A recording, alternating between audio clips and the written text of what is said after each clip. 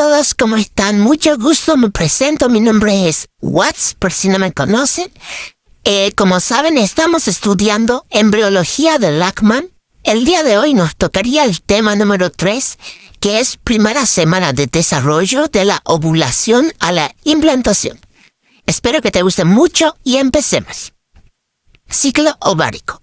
Cuando una mujer llega a la pubertad, va a empezar a tener sus ciclos sexuales. ¿A qué se refiere? A la menstruación. Esos ciclos sexuales van a estar controlados por el hipotálamo. El hipotálamo va a sintetizar a la hormona liberadora de gonadotropinas. Esta hormona va a actuar sobre las células del lóbulo anterior de la hipófisis.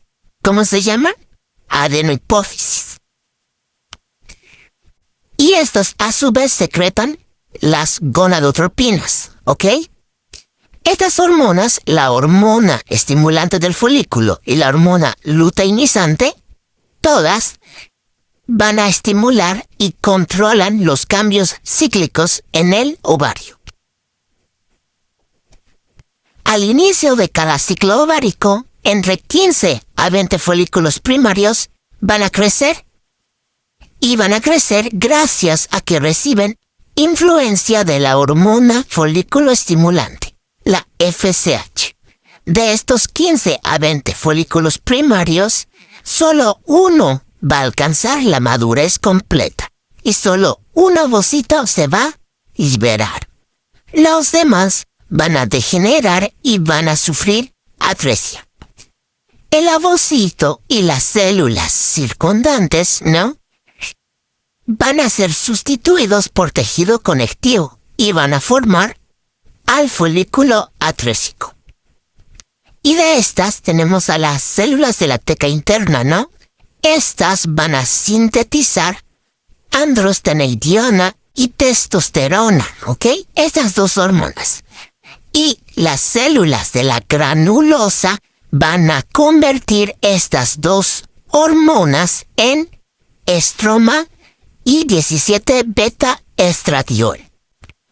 Y como consecuencia de toda esta síntesis de estrógenos, van a pasar tres cosas. 1. El endometrio uterino va a entrar a la fase folicular o proliferativa. Eso lo vamos a entender más adelante, no se preocupen.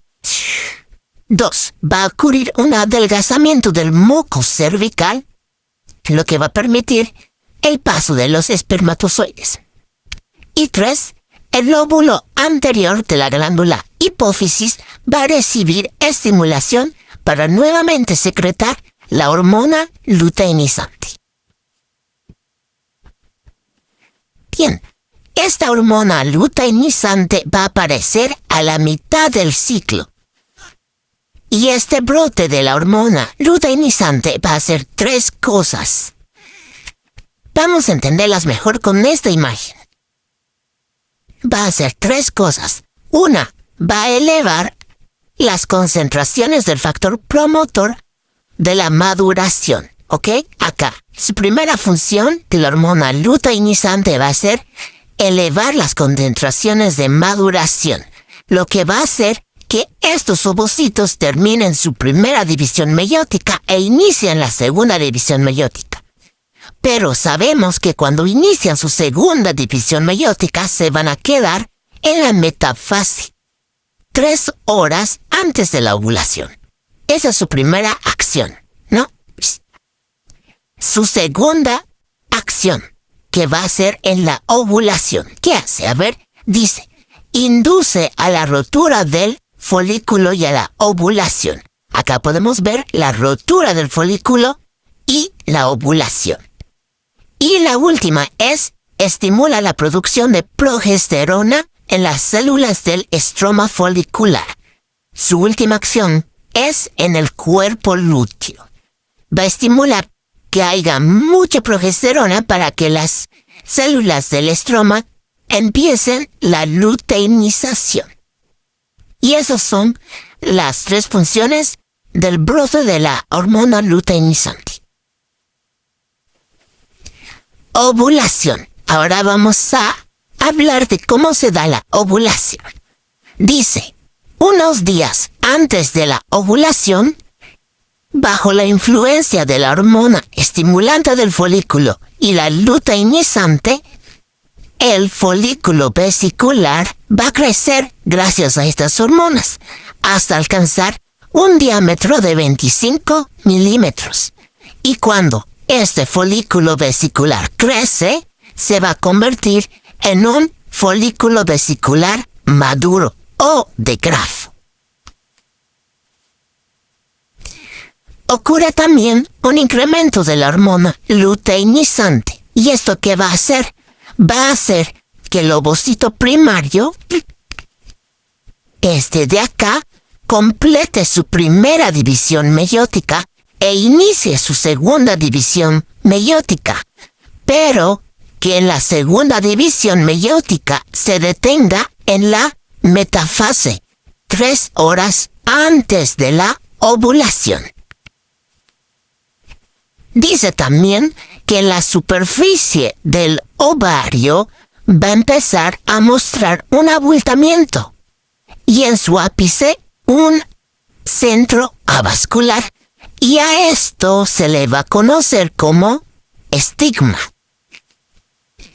Dice también, en respuesta de la hormona luteinizante, gracias a la hormona luteinizante, las concentraciones de prostaglandina van a aumentar, y estas concentraciones de prostaglandina van a inducir a las contracciones musculares en la pared del ovario. Y gracias a estas contracciones van a expulsar al ovocito, junto a las células de la granulosa derivadas del cúmulo óforo.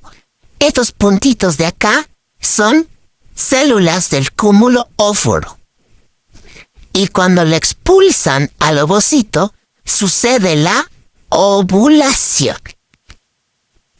Dice, algunas células del cúmulo óforo, esos puntitos de acá que están alrededor del ovocito, se van a reacomodar en torno a la zona pelúcida. ¿Qué quiere decir esto? La zona pelúcida es este círculo rojo que vemos acá. Y estas células del cúmulo óforo se van a juntar, se van a pegar a la zona pelúcida. Y esto se va a conocer como la corona radiada.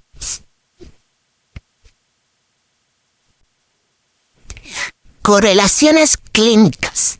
Dice, durante la ovulación, es decir, cuando expulsan al ovocito, algunas mujeres van a percibir un dolor leve, denominado mitelchers.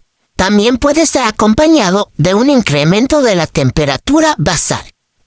Dice, algunas mujeres no ovulan a causa de una concentración baja de gonadotropina.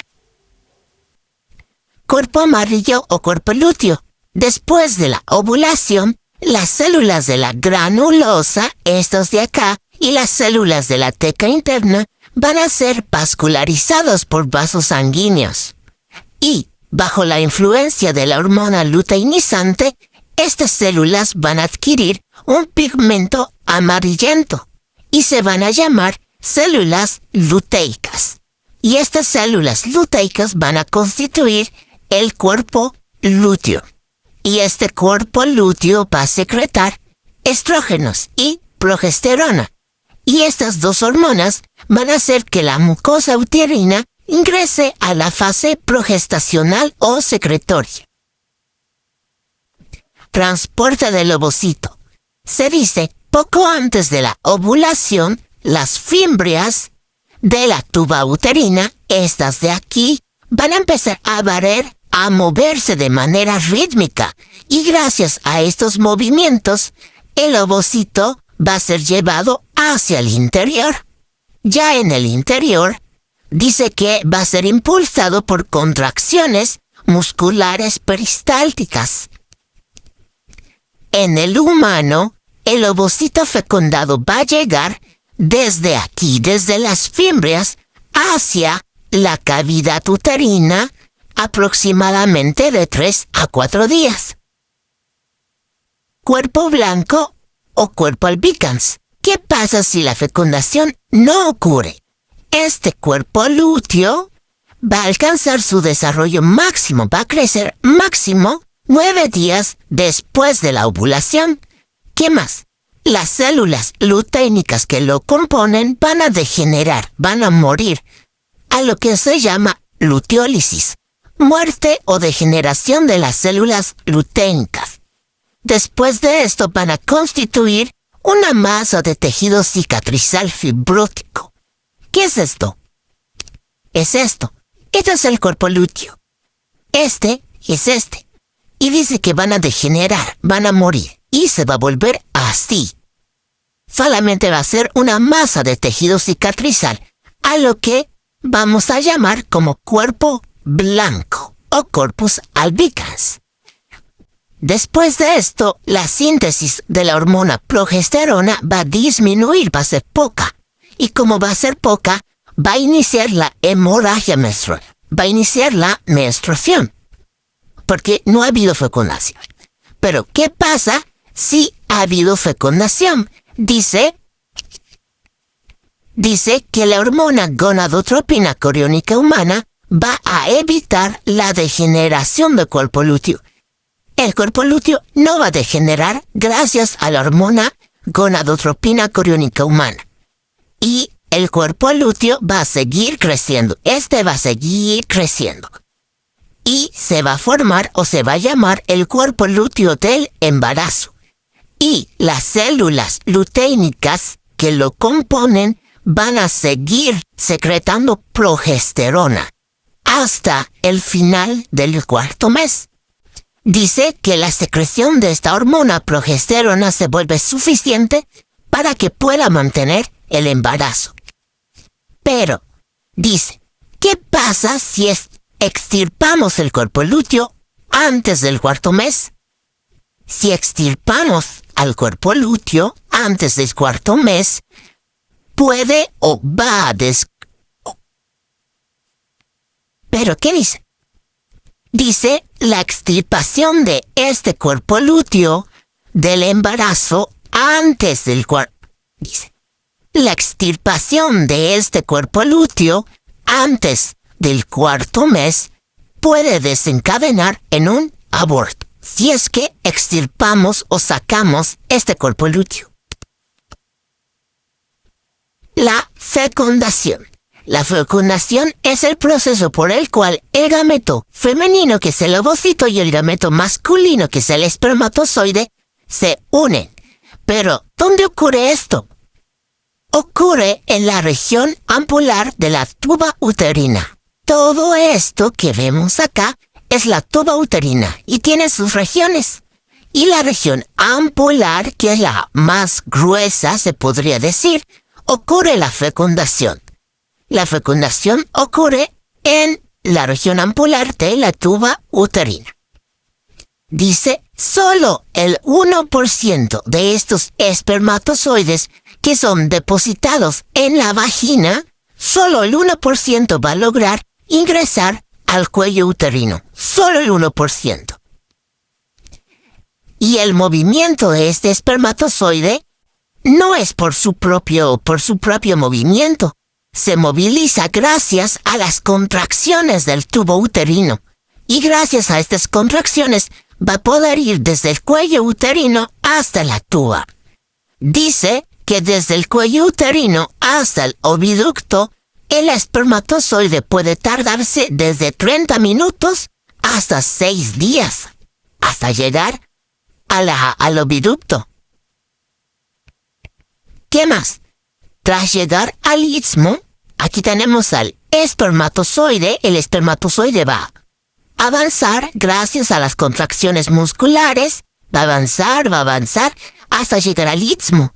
En el istmo, el espermatozoide va a perder su movilidad y va a detener su migración. Se va a quedar aquí, en el istmo. ¿Qué sucede después? ¿Qué es esto? Eso es la ovulación. Dice que en el momento que pasa la ovulación, los espermatozoides Este espermatozoide que estaba en el istmo va a recuperar su movilidad. Esto dicen que es gracias a la presencia de quimioatrayentes sintetizados por las células del cúmulo óvulo que circuncidan al óvulo. Bueno, gracias a la ovulación, este espermatozoide va a poder avanzar hasta que va a llegar a la ámpula. ¿Y qué sucede en la ámpula? En la región ampular va a suceder la fecundación. Para que el espermatozoide pueda fecundar al ovocito, tiene que experimentar dos cosas muy importantes. Uno es la capacitación y dos es la reacción acrosómica. Vamos a explicar la capacitación. La capacitación es un periodo de acondicionamiento que experimenta el espermatozoide en el aparato reproductor femenino, que va a durar alrededor de 7 horas. Dura 7 horas. Es decir, si un espermatozoide se va a dirigir con rapidez hacia las trompas para fecundar y no pasa este periodo, no importa cuán rápido sea, no va a poder fecundar. Tiene que pasar este periodo sí o sí. Ese periodo de capacitación tiene lugar mayormente por la tuba uterina, como por acá, y va a suponer interacciones epiteliales en el espermatozoide y la mucosa uterina. ¿Qué va a pasar aquí? Dice que se va a retirar una capa de glucoproteínas y proteínas del plasma seminal de la membrana plasmática que cubre la región del acrosoma del espermatozoide. Se va a retirar esta capa y así este espermatozoide va a pasar este proceso de capacitación. 2. Reacción acrosómica. Va a ocurrir tras la unión del espermatozoide con la zona pelúcida. Aquí podemos ver varios espermatozoides intentando. Y esto va a culminar con la liberación de las enzimas necesarias para la penetración, entre ellas sustancias similares a la ocrosina y la tripsina. Entramos a las fases de la fecundación. Son 3 fases. 1. Penetración de la corona radiada. Fase 2. Penetración de la zona pelúcida. Y fase 3. Fusión de las membranas celulares del ovocito y el espermatozoide. Vamos a la fase 1, que es penetración de la corona radiada. Dice 200 a 300 millones de espermatozoides son los que son depositados en el aparato genital femenino. Pero solo 300 y 500, ya no millones, sino 300 y 500 van a llegar al sitio de la fecundación. ¿Y dónde era el sitio de la fecundación? En la zona ampular de la tuba uterina.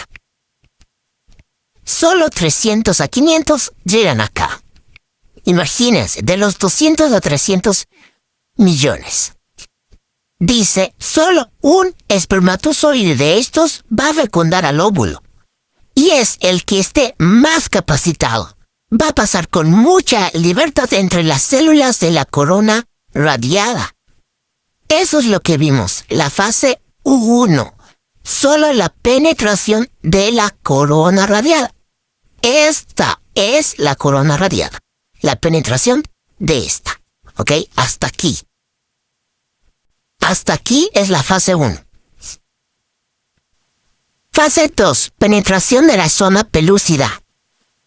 La liberación de las enzimas acrosómicas, es decir, la acrosina, ¿se acuerdan? Hablamos de esta enzima en la reacción acrosómica, donde se liberaban la acrosina y la tripsina. Bueno, gracias a estas enzimas, van a permitir que los espermatozoides penetren la zona pelúcida. Gracias a que la cabeza del espermatozoide va a entrar en contacto con la zona pelúcida, dice, los gránulos corticales van a liberar enzimas lisosómicas. Esto es muy importante, recuérdense. Gracias a que la cabeza del espermatozoide va a entrar en contacto, los gránulos corticales van a liberar enzimas lisosómicas del ovocito.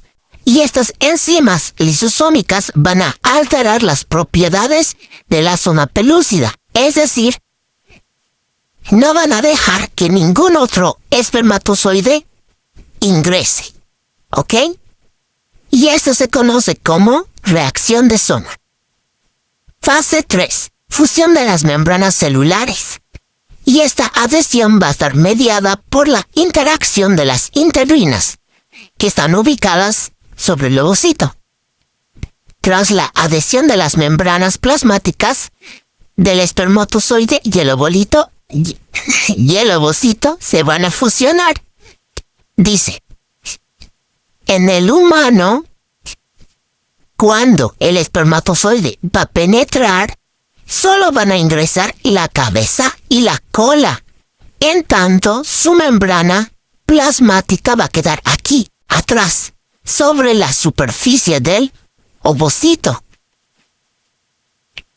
En la fase 3 también tenemos, tan pronto como el espermatozoide va a entrar al ovocito, tan pronto como este espermatozoide entra al ovocito, el óvulo va a responder de 3 formas. Una, la reacción cortical o la de zona. Dice, gracias a la liberación de los gránulos corticales, ¿se acuerdan? ¿Cuáles eran los gránulos corticales? Eran las enzimas lisosómicas del ovocito. Bueno, gracias a esto, la membrana del ovocito se va a volver impermeable. Ningún espermatozoide más va a poder ingresar. 2. La zona pelúcida va a alterar su estructura y composición para evitar la polispermia. ¿Qué es polis? Polis es muchos, permia, espermatozoides. Es decir, que va a evitar la penetración de más espermatozoides al ovocito. ¿Cómo puede suceder eso? Puede suceder que los espermatozoides se enlacen y penetren. Bueno, gracias a la reacción cortical y la reacción de zona, vamos a evitar esto. 2. Reinicio de la segunda división meiótica. No, de esto ya hablamos mucho, que cuando el espermatozoide va a entrar al ovocito, va a reiniciar su segunda división meiótica y la va a completar. Dice que una de sus hijas, que va a recibir poco citoplasma, lo hablamos en el primer capítulo, no, en el segundo capítulo, va a degenerar. Y esta hija que recibe poco citoplasma se va a conocer como segundo cuerpo polar. En tanto, la otra hija va a ser el ovocito definitivo y ella va a tener sus 23 cromosomas. Va a ser haploide. Recuérdense, haploide, 23 cromosomas. 22 cromosomas autosómicos y un cromosoma sexual. En este caso, X. Estos se van a disponer en el pronúcleo femenino, se van a recordar. Y 3, activación metabólica del óvulo, que es quizá aportado por el espermatozoide, que ayuda a la embriogénesis temprana. Bien, acá en la imagen A podemos ver, aquí retornando, ¿no?, su segunda división meiótica. Y en la imagen B podemos ver al espermatozoide acercándose al pronúcleo femenino. En tanto se acerca el espermatozoide, se va a formar su pronúcleo masculino y su colita se va a desprender y se va a degenerar. ¿Qué más? En tanto el pronúcleo masculino y el femenino se acercan, dice que sus cubiertas nucleares se van a perder, van a desaparecer. Se van a organizar, estos dos se juntan, se organizan en un uso mitótico, ¿no? Ambos haploides, ambos tienen 23 cromosomas, recuérdense. Y se van a organizar en el uso mitótico, como dije, y se van a preparar para la división mitótica normal.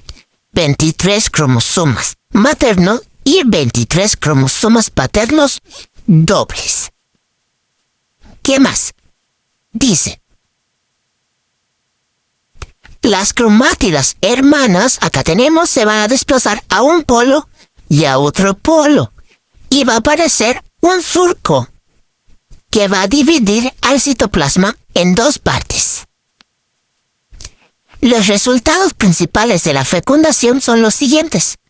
Recuperación del número diploide de cromosomas. Ya no va a ser haploide con 23. Ahora va a ser diploide completo. Sus 46 cromosomas. ¿Ok? 2. Determinación del sexo del nuevo individuo. Si va a ser XY, va a ser un varón. O si va a ser XX, va a ser una mujer. El ovocito tiene cromosomas sexuales XX y el espermatozoide tiene XY. Si bien puede ser un varoncito o una mujercita. Y 3. Inicio de la segmentación. ¿Qué pasa aquí? Si no ocurre la fecundación, este ovocito va a degenerar 24 horas después. Correlaciones clínicas. Bueno, aquí solo vamos a mencionar algunos puntos relevantes. Dice, métodos anticonceptivos. Tenemos a los métodos de barrera. En el varón tenemos, por ejemplo, el preservativo masculino hecho de látex, que es el condón. En la mujer tenemos el diafragma, capuchón cervical y la esponja anticonceptiva. En los métodos hormonales tenemos a formulaciones que aportan hormonas femeninas, ya sea estrógenos o progestanos, y estas inhiben la ovulación, hacen que no se produzca la ovulación. Por ejemplo, píldoras anticonceptivas, un parche cutáneo, anillo vaginal, inyecciones o implantes. También hay la píldora masculina, que esta va a contener un andrógeno sintético que va a evitar la secreción de la hormona luteinizante y de la hormona folículo estimulante, para detener la producción de espermatozoides. También tenemos a los dispositivos intrauterinos DIU, que podemos mencionar como ejemplo a la T de cobre, ¿no? Este es muy conocido. ¿Qué hace la T de cobre? La T de cobre causan espesamiento en el moco cervical y así evitan que los espermatozoides ingresen. Hacen que se produzca mucho moco cervical. Tenemos también a las píldoras anticonceptivas de emergencia, que son las PAI. Estas píldoras solo funcionan si se consumen, si se toman hasta 120 horas después del coito. Estas contienen dosis muy altas de progestáneos. La esterilización, esto ya es mayormente operación. En los hombres tenemos a la vasectomía y en las mujeres a la oclusión tubaria, que en los hombres ocluyen el conducto eferente y en las mujeres ligan o bloquean las tubas uterinas. Infertilidad. La infertilidad afecta entre un 14 y un 15% de las parejas. La infertilidad masculina, la mayor parte puede deberse a un número escaso de espermatozoides. Tienen muy pocos espermatozoides.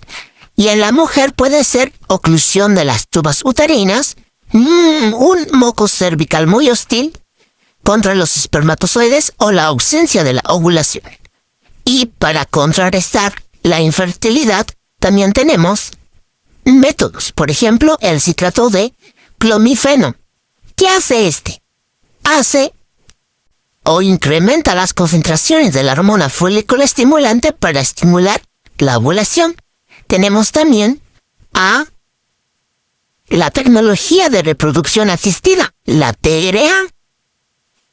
Pero esta no ha tenido buenos resultados porque la mayoría de sus productos de los bebés nacen prematuros o mueren al nacer y consiste en extraer los óvulos de los ovarios y mezclan con el esperma para producir embriones. Tenemos también a la fecundación in vitro, que esta es muy conocida, que es que esta fecundación hace que el espermatozoide sea fijado y se ha ingresado al óvulo en un plato de laboratorio. Infertilidad masculina grave. ¿Qué pasa acá? Pasa que en el semen eyaculado va a tener, si bien pocos espermatozoides, o si bien nada de espermatozoides. Si tiene pocos espermatozoides se conoce como oligospermia. Y si no tiene espermatozoides se conoce como azoospermia. Segmentación. ¿Se acuerdan que nos quedamos en esta etapa? Dice, cuando el cigoto alcanza la etapa bicelular de 2 células, va a empezar a sufrir una serie de divisiones mitóticas que van a incrementar su número de células, a lo que vamos a llamar blastómeras. Aquí hay 2 blastómeras, aquí hay 4 y aquí hay 16. Cuando va a estar en la etapa de 4 blastómeras o 4 células, habrán pasado 40 horas después de la ovulación. Y a los 3 días va a ser una mórula, donde va a tener 16 células o 16 blastómeras, donde van a ser su máximo. Esas van a estar en contacto entre sí y van a formar una esfera. Y como van a estar unidas por medio de uniones estrechas, muy estrechas, este proceso se le va a llamar compactación. En la mórula, las células de adentro se las va a llamar como células de la masa celular interna. Y las células adyacentes o circundantes van a ser la masa celular externa. La masa celular interna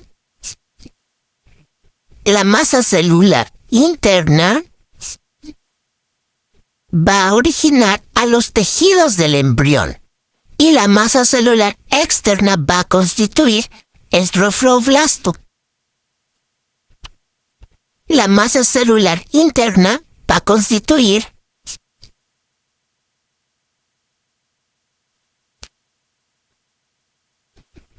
de la masa celular interna se van a originar los tejidos del embrión y de la masa celular externa va a constituir el trofoblasto, lo que después se va a formar o se va a transformar en placenta.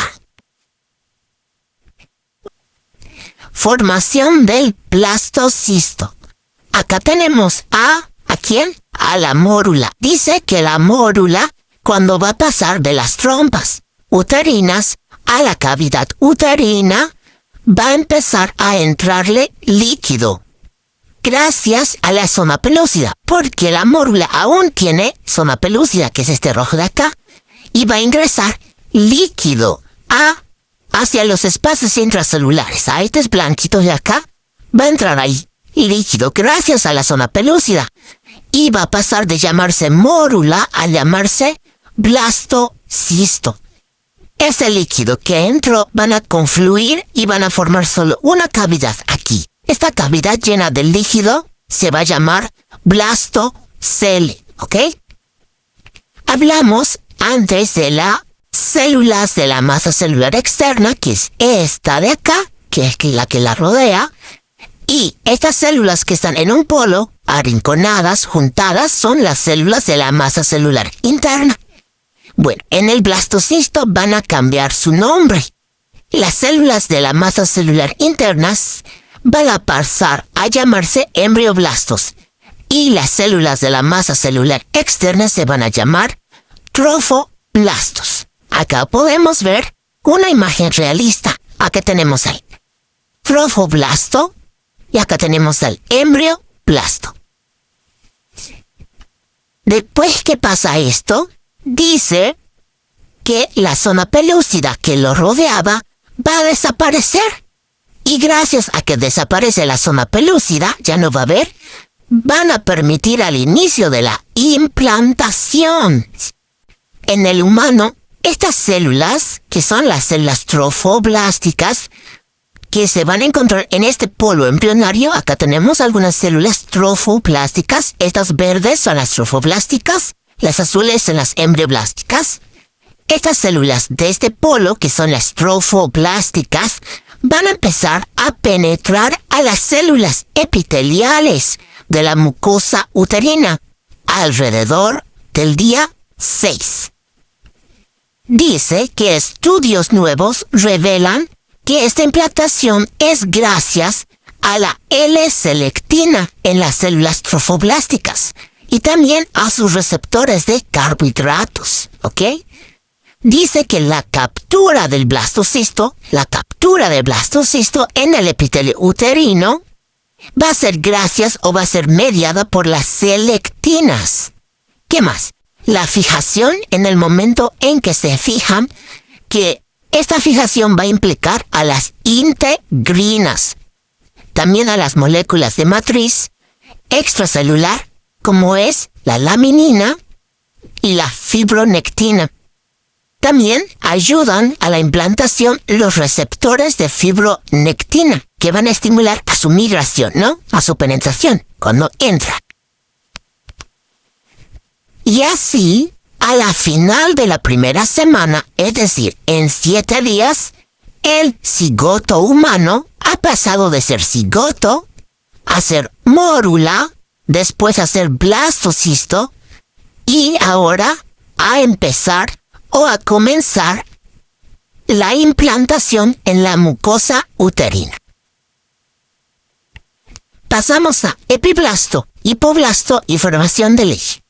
Dice, por influencia de los factores de crecimiento fibroblásticos, las células del embrioblasto, ¿dónde están las células del embrioblasto? Son estas de acá. Estas células se van a diferenciar en 2 tipos de células que van a ser el epiblasto y el hipoblasto. Aquí no, estas eran las células del embrioblasto. Ahora son 2. Las azules son células epiblásticas y las amarillas son las del hipoblasto. Dice, al inicio estas células van a estar así, mezcladas, pero en el momento de la implantación, esas se van a agrupar y van a constituir 2 capas. La capa dorsal, que va a ser esta parte, que va a estar conformado por las células epiblásticas, acá, estas azules. Y la capa ventral, que va a ser las células hipoblásticas. Las van a constituir las células epiblásticas, van a ser estas de acá. Y gracias a esto, se va a establecer en el embrión la polaridad dorso-ventral, ¿ok? Dice, algunas células del hipoblasto, estas amarillas rectas de acá, van a constituir o se van a transformar en células del endodermo visceral anterior, más conocidos como células EVA. Va a ser este rojito de acá. Las células del hipoblástico, algunas células del hipoblasto, se van a transformar en células EVA, estas de acá. Y estas células son muy importantes. ¿Por qué? Dice, las células EVA van a ser responsables de secretar antagonistas de la proteína nodal. Yo sé que tal vez ahorita no entienden mucho esto, pero en el futuro vamos a entender perfectamente. Pero quiero que sepan que las células EVA van a secretar estas 2 moléculas. La proteína Cerberus y Lefty1. Y la Cerberus y Lefty1 van a actuar sobre las células adyacentes al epiblasto, acá. Y estas van a determinar el extremo craneal del embrión. Esto es la función principal de las células EVA y es muy importante. Y vamos a volverlas a mencionar en un futuro. Bien, pasamos a correlaciones clínicas. Dice, acá tenemos a las células troncales embrionarias. ¿Qué son las células troncales embrionarias? Estas células van a derivar de la masa masa celular interna del embrión. ¿Cuál era la masa celular interna? Esta de acá. Estas células troncales embrionarias van a derivar de acá. Y estas células van a ser pluripotenciales. ¿Qué significa pluripotenciales? Significa que estas células van a poder formar casi cualquier tipo de tejido. No van a tener un límite. O sea que son muy, muy importantes. ¿Por qué? Porque tienen el potencial para curar distintas enfermedades, como ser el Parkinson o anemias o Alzheimer. Ahora tenemos a las células troncales. No, este es el mismo. Ahora tenemos a las células troncales del adulto. Vimos a las células troncales embrionarias. Nos toca a las células troncales del adulto. Estas células, dice los tejidos del adulto, células troncales del adulto. Vimos las células troncales embrionarias, ahora del adulto. Dice los tejidos del adulto contienen estas células y pueden ser muy valiosas también para tratar enfermedades, pero estas células troncales del adulto son multipotenciales. Ya no son pluripotenciales como las embrionarias. Son multipotenciales. ¿Qué quiere decir? Que van a tener una capacidad limitada. No van a poder formar cualquier tipo de tejido, sino algún tipo o están limitadas. No pueden formar muchas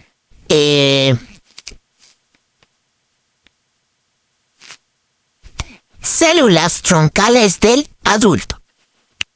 Dice, en los tejidos del adulto va a contener estas células troncales, que también pueden ser muy valiosas. Estas células van a ser multipotenciales, no como las células troncales embrionarias. Estas son pluri. Las del adulto son multipotenciales. ¿Qué quiere decir? Que van a tener una capacidad limitada. No van a poder conformar todo tipo de tejidos, sino que van a ser limitadas para formar diferentes tipos celulares y también pueden ayudar a tratar enfermedades. El útero en el momento de la implantación. La pared del útero va a estar constituida por 3 capas, ¿ok? Acá tenemos una imagen para guiarnos. Tiene 3 capas. La capa más interna va a ser el endometrio. Por eso su nombre, endo, de interno. Aquí tenemos. Este es el endometrio, que va a ser un recubrimiento mucoso.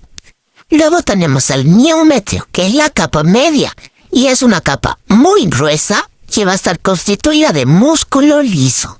Y por último, tenemos a la capa más externa, que va a ser una capa peritoneal, que se va a llamar perimetrio, ¿ok? De estas 3, la más importante y la que vamos a estudiar ahora va a ser el endometrio, ¿ok? Vale. Dice, aproximadamente la pubertad comienza a los 11 a 13 años. En esta edad va a empezar el primer ciclo menstrual, o la niña va a empezar a tener menstruación, su primera menstruación. Y esta menstruación va a parar o va a finalizar en la menopausia, a la edad de 45 a 50 años, donde el endometrio va a sufrir una serie de cambios cada 28 días, ¿ok? Y va a estar controlada por el control hormonal de los ovarios. El endometrio va a tener 3 capas, ¿ok? Va a tener una capa basal, que es aquí, es esta de acá. Va a tener una capa esponjosa, que es la del medio, y una capa compacta, que es la más superficial, la más alta aquí. Ve. Y durante este ciclo menstrual, es decir, durante la menstruación, el endometrio, este de acá, todo este con sus 3 capas, va a sufrir o va a pasar por 3 fases, ¿ok? Va a pasar por las fases folicular, por la fase secretoria y la fase menstrual. Vamos a estudiar estas 3 fases. Bien. La fase folicular o proliferativa. Acá, vean la imagen. Aquí tenemos a las fases, a todas las fases. La fase menstrual acá está terminando. Y dice que la fase proliferativa va a iniciar cuando termina la fase menstrual. Inicia. Y va a iniciar gracias a la influencia del estrógeno. Y también la fase proliferativa va a empezar a la par de la maduración del folículo. Miren, a su factura. Ocurre la maduración del folículo y empieza la fase proliferativa. ¿Ok? Segunda fase, la fase secretoria o progestacional. Dice, esta fase va a iniciar de 2 o 3 días después de la ovulación. Acá tenemos a la ovulación. Después que ocurre la ovulación, 2 o 3 días va a iniciar la fase secretora, gracias a la progesterona que va a ser producida por el cuerpo lúteo. ¿Ok? Y si no ocurre la fecundación, va a iniciar el desprendimiento del endometrio. Si no ocurre fecundación, va a iniciar la fase menstrual. ¿Ok? Vale, una pregunta aquí. ¿Qué sucede si ocurre la fecundación, si pasa la fecundación? Dice, este endometrio, todo el endometrio, va a facilitar la implantación e incluso contribuye a la formación de la placenta. Miren aquí, contribuye. Y sus 3 capas, la capa compacta, capa esponjosa y capa basal del endometrio, están intactas, ¿ok? No pasa nada. Pero, no pasa nada y ¿inicia el ciclo menstrual? No inicia porque no sucede desprendimiento ni nada. Queda intacto. Así que no sucede la menstruación. ¿Qué pasa si el ovocito no es fecundado? Bien, si el ovocito no es fecundado, sí va a iniciar la fase menstrual, sí va a haber fecundación, ¿ok? Dice, acá podemos ver que hay arterias aquí. En las capas hay arterias y hay glándulas, miren. Hay arterias y hay glándulas. Cuando va a iniciar la fase menstrual, dice que va a escapar sangre de las arterias superficiales y pequeños trozos de estroma de las glándulas. Va a escapar. ¿Y qué más? Durante los 3 o 4 días que normalmente, más o menos, dura la menstruación, las capas compacta y esponjosa, estas 2 capas de acá, van a desprenderse, van a ser expulsadas al útero, ¿no? Es el sangrado que sucede, y esto es el sangrado que sucede en la menstruación. Pero la capa basal, esta capa, la capa más profunda, va a ser la única parte del endometrio que no va a ser expulsada, que va a estar aquí, sí.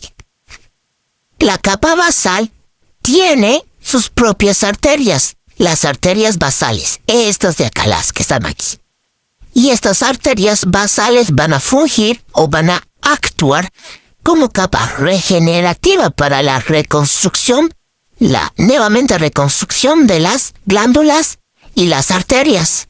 Y cuando sucede esta reconstrucción, va a volver a iniciar a la fase proliferativa e iniciar todas las fases, normalmente como lo hace, ¿ok? Y con esto terminamos el tema número 3 en biología del ACMA. Muchas gracias por haber visto el video hasta aquí. Muchas gracias también por el apoyo que le dieron a mis videos anteriores. Voy a tratar de seguir subiendo los capítulos. Y eso, si te gustó el video, te agradecería y me ayudarías un montón si te suscribes y le das like. Y eso, te deseo muchos ánimos y muchos éxitos en tus estudios y en el porvenir. Que tengas un hermoso día. Adiós.